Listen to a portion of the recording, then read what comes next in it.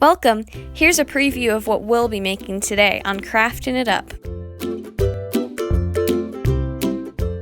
Your very own DIY fairy house. I painted my house blue. I also added some red polka dots on the sides. You can add whatever design you want though, so get creative.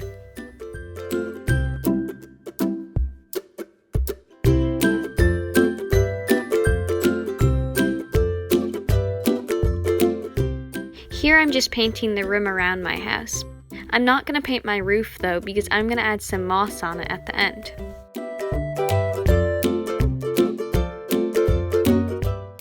And here's the finished product.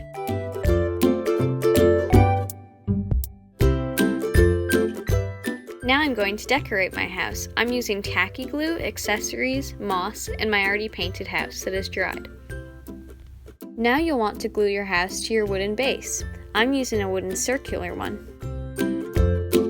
Be sure to push your house down well and let this dry before continuing.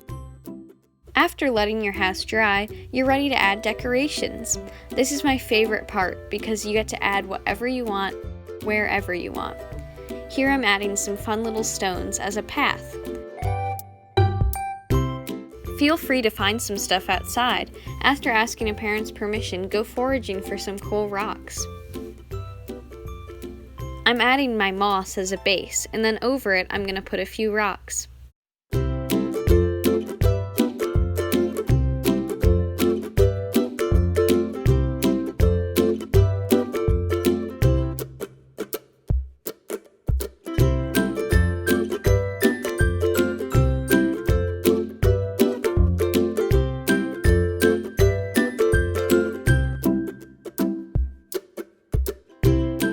Continue decorating your house until you feel like it's complete.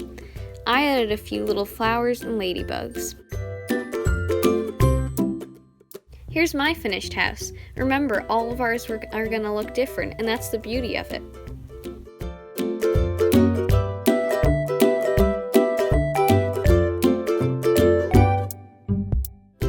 There is one thing we're missing though, a fairy. I'm using a pipe cleaner, flowers, string, and a wooden bead for its head. You also might need a Sharpie to draw on the face. So first we're going to put our wooden bead through the top of our pipe cleaner. Your pipe cleaner should be folded in half and poke it in on the folded side. Make sure to leave a little loop at the top. That's going to be used later for the hair.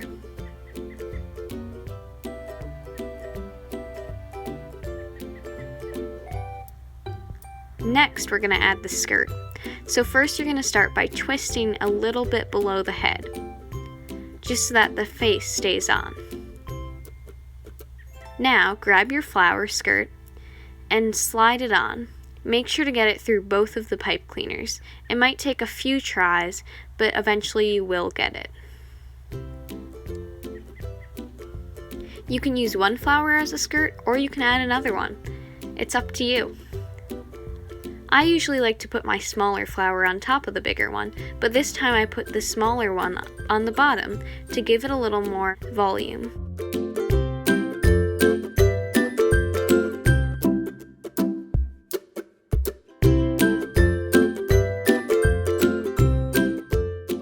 Next, we're going to twist below the skirt. You can also adjust your skirt a little bit until it's the right length you like. Now, using our scissors, we're going to cut to the length we want our legs to be. You can make a small fairy or you can make an adult fairy. It's up to you. Using that scrap, twist it around your fairy's body for arms. Now onto the hair. For the hair, wrap the string or yarn around your hands 7 to 9 times. It'll depend on how wide your hands are. Next, carefully take it off your hand and cut it in half, making sure one side is still folded.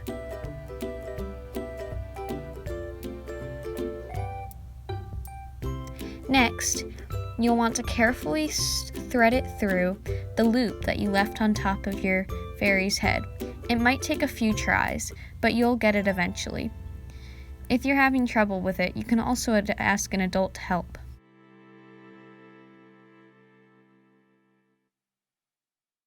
Once you get your threads strung through, you'll want to fold over the top of the loop, holding your fairy's hair in place.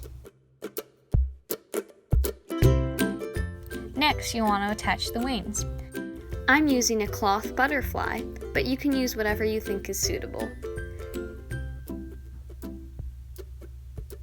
Glue your wings onto the back of your fairy. Make sure to put the glue on the right side, the one that you want to be visible. Make sure to press your wings down well, and make sure this dries before messing around with your fairy. After my fairy is dried, I'm using a Sharpie pen to draw a nice face on it. Don't worry if you mess up on the face. Feel free to just turn it around and start again.